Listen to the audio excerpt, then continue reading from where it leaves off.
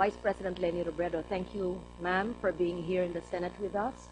And could we ask the committee secretary to read into the record all the heads of agencies present here today? Thank you. We also thank the early appearance and consistent attendance of Senator Sherwin Gatchalian. Good morning. We would like to acknowledge the presence of the Vice President, her staff, Mr. Philip Francisco D., Attorney Sofia Yanto Abad, and the housing agencies, Attorney Paulo Salvosa, HADC, Commissioner Antonio Bernardo, HLURB, Livia Alicia Ramos, National Home Mortgage Finance Corporation, Executive Vice President Eduardo Manicio, SHFC, Luis Corazon Corpus, HGC, GM Marcelino Escalada Jr., and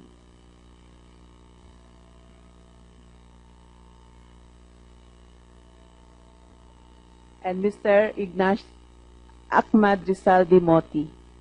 Thank you. Thank you. We're ready to hear your budget proposal. Would it be the Vice President who will make the proposal? The PowerPoint. Good morning, Good morning. Mr. Chair, Madam Chair. Good morning to all the senators who are members of the Committee on Finance, the chairman of the Committee on Finance, Senator Before you proceed, Loren, Madam Vice Legarda. President, we recognize the chairman of the Housing Committee in the Senate, Senator J.D. Good morning, Mr. Senator.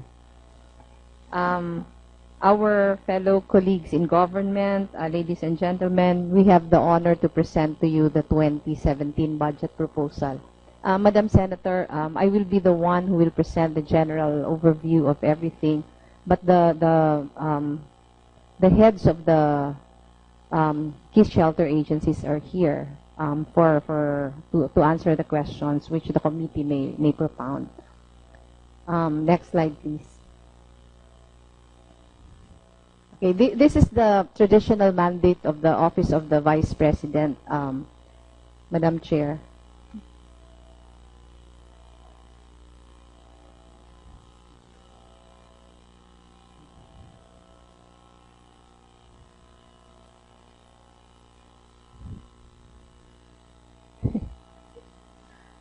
Okay. This, as I've said, this is the traditional mandate which the Office of the Vice President has been exercising for a long time.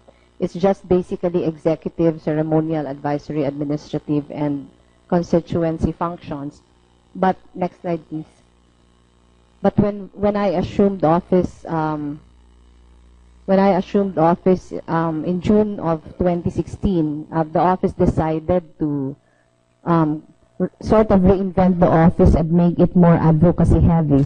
So these are the strategic objectives that we have come up with. First of all, to support the administration's anti-poverty efforts by pushing advocacies that are focused on 5 thematic areas. The first area is food security and addressing hunger. The second is rural development. The third is universal health care. The fourth is education, and fifth is women empowerment. In as much as the Office of the Vice President doesn't really have the mandate to execute programs in line with these objectives, the strategy is to collaborate with private partners. To collaborate with partners from the private sector, civil society, and other government agencies, both national and local, in advocating effective policies and solutions for each of the thematic areas. What we're doing now, Madam Chair, is that we're organizing all the private partners who have programs in the 5 thematic areas that we want to pursue. And the concept is, after bringing them together, we strategize collectively, and after that, we're having a big anti-poverty summit for all the private partners in October. We will be presenting the results to government. So the role that we're looking at is that we would be the bridge that will link private and government projects in the five thematic areas. Thank you for that.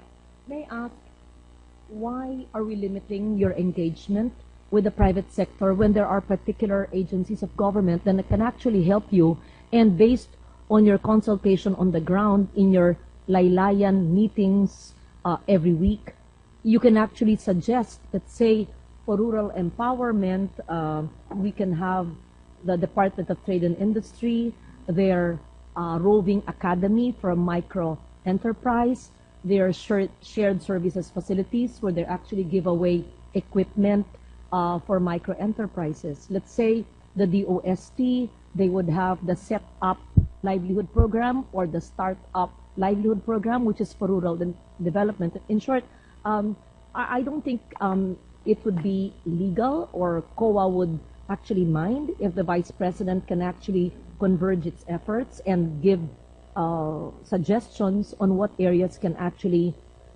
assist our people better. Actually, Madam Chair, that's the direction that our office is taking.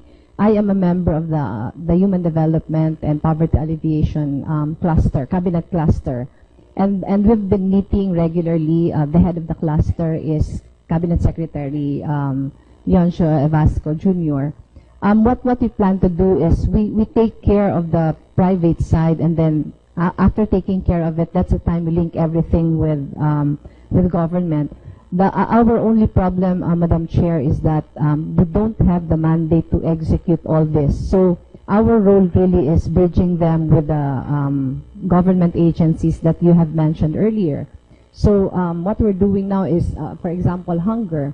When we started meeting with the private organizations already, we found out that there are so many organizations involved in feeding programs. But there is no metric, there is no specific strategy on how to do it.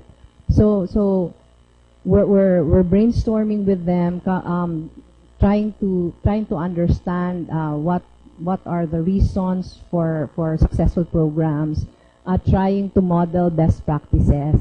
So we're strategizing together, but after strategizing together, that's the time we link them with government agencies. I think government agencies now have their hands full with the transition and everything. So we take care of organizing the private side, but we can never really do things without the agencies.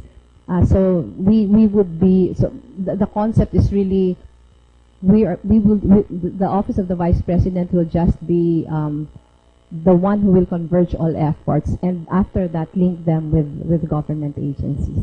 May I kindly suggest, Madam Vice President, that apart from the private sector in the Philippines, that you also utilize, I'm sure you've met them, I mentioned it earlier, are many contacts and embassies, governments represented through their embassies and their funding assistance organizations like SIDA for Canada. They visited you in Kamsur, like the GIZ, which has been very active in providing assistance. If I'm not mistaken, the GIZ had provided the Climate Change Commission during the time of Secretary Sering, and up to the present, more than 5 million euro for implementation of projects. We can also link that with you and many other funding agencies. So you can also perhaps do that. Thank you very much, Madam Chair. It would be very helpful if we can be assisted with linking with these organizations. But many of them are working, have already been working with us now. For example, in the first thematic area of hunger and food security, we've been working with World Food Program, Feed the Hungry, etc., etc. We have also made we have also done several engagements already with the embassies, but there is so much work to do. So if we can be assisted also in linking up with organizations doing programs in the 5 thematic areas we identified, it would be very beneficial to what we dream of doing at this point. Recognize the presence of Senator Risa Ontiveros. Thank you. Okay. I have already mentioned earlier the 5 thematic areas, but please give me a little time to go over them. The identified priorities all revolve around the concept of helping Filipino families out of poverty, especially those in the fringes of society. The first thematic area, food security and nutrition, the target is really to end hunger, achieve food security, and improve nutrition and promote sustainable agriculture. This is in recognition of the fact that we do realize that we can never solve hunger by just feeding alone. So we're tackling it with food security, in as much as poverty is essentially linked with hunger. The second thematic area, rural development, the target is to promote sustained, inclusive, and sustainable economic growth, full and productive employment, and decent work for all. Third thematic area is education. The dream is to ensure inclusive and equitable quality education and promote lifelong learning opportunities for all. With women empowerment, the goal is to achieve gender equality and empower all women and girls. The fifth thematic area, universal healthcare, the target is to ensure healthy lives and promote well-being for all at all ages. We're now looking at the promotion of maternal and child mortality stats.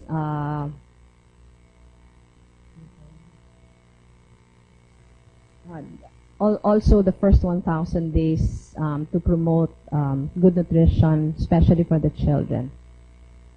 Next slide, please. Okay. The details of the goals and desired outcomes in consultation with our stakeholders are outlined in this matrix. They are further presented under 3 major items. First, on improved health and nutrition of mothers and children under 5 years of age, the desired outcome is to be able to provide access to nutrition and healthcare programs. Second, on the improved income for families living below poverty threshold and access to assets and inclusive supply chains. Third, on improved access to inclusive and equitable education and access to senior high school education. These are the shared goals that will guide our work with our private stakeholders. Next slide, please. We see these priorities as an interrelated set of issues that affect what we call pamilya sa laylayan. Therefore, to be able to truly make an impact on the lives of these families, convergence is required among service providers at both the national and local levels. Next slide, please. We see our office as playing a role in facilitating the needed convergence by creating collective action platforms in specific underprivileged areas. While our proposed budget is comparatively lower than the previous year's budget level, we are positive that through prudent spending and adoption of a collective action platform, we will be able to achieve our set objectives through partnerships and the pooling of resources. Next slide, please. To enable us to achieve the said objectives, we have proposed a budget for fiscal year 2017 amounting to 428,618,000. And this is net of the 4,929,000 automatic appropriations for retirement and life insurance premiums. Of the said 428 million, 357 million or 83% will cover our maintenance and other operating expenses. 61 million or 14% for personal services and 10 million or 3% for capital outlay.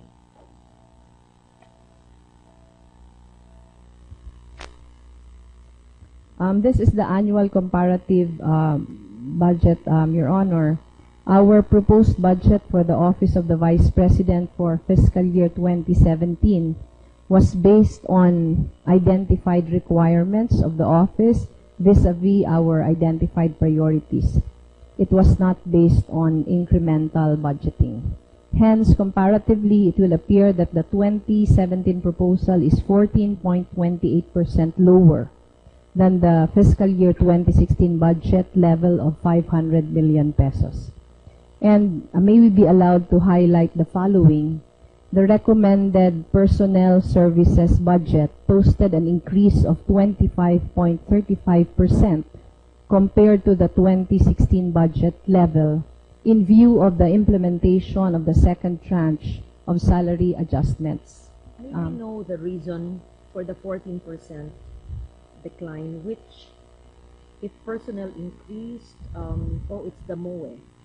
Which aspects of your operations, any training activities would be affected by the decline in the budget? One of the biggest reasons, Your Honor, is that our MOOE dramatically decreased. First of all, because of our transfer of the physical space in our office. We're now saving at least 200,000 a month when we transferred from the Coconut Palace to the Quezon City Reception House. So that would take out a big chunk from our budget. We're also saving up for, because of the transfer, it will also dramatically decrease our utilities, electricity, water, etc. So this is actually, but it's in the second, it's in the next slide, Your Honor. I will explain it as we go along. I'm sorry, is it 269, is it million? 269 million. Amendment of the Senate to increase your budget for this year, was it taken into consideration? That's already there? Yes, it's already there, Your In the Honor. present MOE? Yes. It was supposed to be for technical support services? Yes. Can we go back to the previous slide, please? Yeah. Okay. As I've said, the increase in the PS budget of 25.35% was because of the implementation of the salary adjustments per Executive Order number 201. On the other hand, and this was what I was referring to earlier, the recommended MOOE budget for 2017 registered a 20.46% decrease compared to our 2016 budget level. I'll explain in the next slide the details of this. The budget proposal includes a 10 million provision for capital outlay intended for the purchase and upgrade of information and communications equipment amounting to 6.8 million and 3.3 million for transportation and equipment for the replacement of OVP's motor vehicles which have reached the end of their estimated useful life. Actually, Madam Chair, I don't know the count anymore, but the motor vehicles which were transferred to us, most of them cannot be used anymore. Vision for vehicles now for the acquisition of Yes, vehicles. yes, we have. Also the computers. So most of these are just upgrading of the basic necessities. Next slide, please. This is now the breakdown of our MOOE, and this is in thousands of pesos. It may be worth to mention that the recommended MOOE budget, I was referring to this earlier, registered a 20.46 decrease compared to the 2016 budget level in view of the significant reductions in the following amounts. If you look at traveling expenses, our proposal now shows a 38% decrease from 59,740,000 to 37,270,000. Utilities will also decrease by 48% because we transferred to a much smaller office Madam space. Vice President, I think it's sufficiently explained. Yes. We can actually proceed with your housing agencies. Oh, okay. Just a question, since your transportation was reduced, will it affect your mobility and visiting your Not constituents really, around the country? Madam Chair. We agreed already that when I travel to provincial on provincial trips, we'll be traveling with a very lean staff. And I have instructed the office also that we won't occupy the best hotels. I just told them that my requirement is that the hotel is clean. Wherever the staff will stay, that's where I will stay. So there's really no need for a very big travel budget. So in short, the Office of the